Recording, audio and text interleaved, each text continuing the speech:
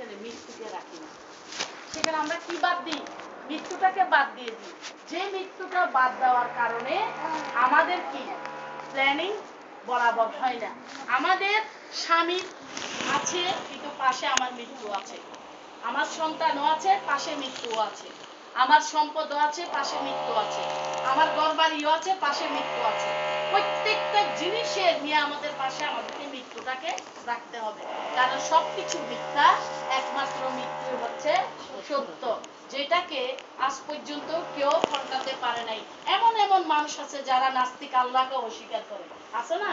আছে, নাউজুবিল্লাহ। যারা আল্লাহকেও মানে না, কোনো ধর্ম তাদের নেই, কিন্তু তারাও কিন্তু মৃত্যুকে বিশ্বাস করে, কারণ তারাও জানে মৃত্যু আসবেই আসবে, সেটা আসতে কাউকে ছেড়ে যাবে না। তাই আমাদেরকে রেডি হতে হবে।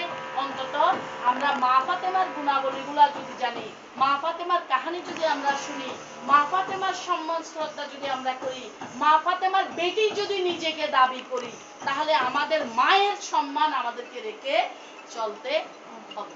কথাটা আমি বোঝাতে পেরেছি? আল্লাহ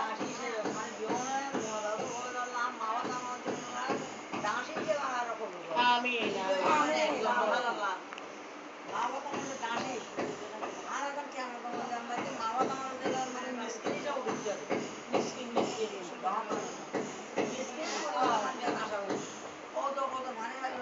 আচ্ছা, আমরা কি নামাজটা শেষ করে ফেলবো?